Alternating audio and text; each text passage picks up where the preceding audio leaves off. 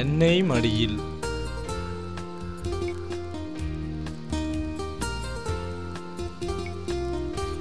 சிசுவொன்று வயிற்றில் தோன்ற சிரித்தபடி வரவேற்றவளே, மகனொருவன் மடியில் வேன்றி மன்றாடாத தெய்வமில்லை.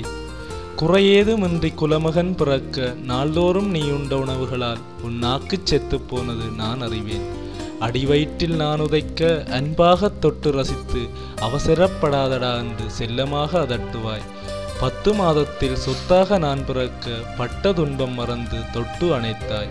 மடியிலே என்னை ஏந்தி மார்பிலே குருதியை ஊற்றாக்கி உணவூட்டி உயிரளித்தாய். அரைகுறை பேச்சு நான் உளர அடிக்கடி கேட்டு அதிசயிப்பாய். அம்மா என்ற சொல் கேட்க மாதங்கள் தவமிருந்தாய். வஞ்சியவள் நீ என் பிஞ்சு விரல் பிடித்து கொஞ்சுகையில் அதிகாலை சூரியனை என் அம்மா முகத்தில் கண்டேன். முழுக்காலில் நான் நடைபழக முழங்காலில் நீ நடைபழகினாய். பாவி இவன் ஒரு நேரம் சாப்பிட பாவம் இவள் நேரம் கடந்து உபவாசம் செய்தாள். என் தூக்கம் பார்த்து தன் தூக்கம் தொலைத்தவள் என் அழுகை நிறுத்த நீ காட்டிய வேடிக்கைகள் என் வாடிக்கையாகின. நோயன்று கண்டால் தாயே உன் மனம் பதை பதைக்கும். கைவிரல் சூப்பி நான் தூங்க தன் விரல் கொடுத்து தூங்க வைப்பாள். பல்லினால் நான் கடிக்க பல்லு கொழுக்கட்டை கொட்டி கொண்டாடினாய். என்னால் நீ பட்ட வேதனைகளை எண்ணி பார்க்கவும் முடியவில்லை. நன்றி கடன் தீர்க்க இன்றைக்கும் நீ என்னருகில் வேண்டும் அம்மா. என்னை சுமந்த என்னையே உன்னை நான் சுமக்க வேண்டும்.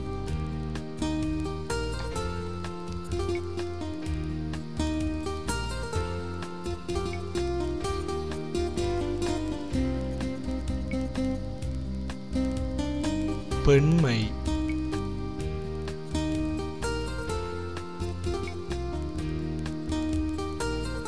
பூமியை தாயென்று தாயும் ஒரு பெண்ணென்று பெண்ணாக பிறந்த பேதை இவள் அவனியில் படும் அவலம்.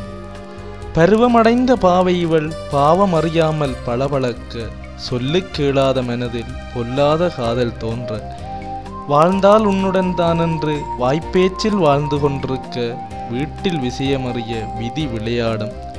என்னுயிர் வேண்டாமென்றால் உன்னவனுடன் செல், பெற்றவர்கள் பாசம் கட்டி போடும்.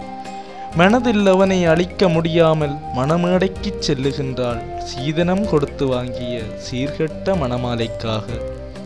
மனதில் அவனை மறைத்து மணவாளனுடன் வாழ முயற்சி. காலங்கள் உருண்டோட காலை சுற்றும் ஒரு குழந்தை. கணவன் தான் கதியென இருந்தவள் கனவுகள் கலையும். ஒரு நேர சாப்பாட்டுக்காக ஒரு சோடி ஜீவன் காத்திருக்க தினந்தோறும் கொடிபோதை அவன் குலப்பழக்கமாகிவிட்டது.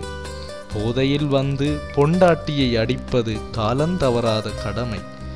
வாழ்க்கை வெறுத்து சாவை விரும்பி செல்ல 5 வயது பையன் மண்டியிட்டு நின்றான்.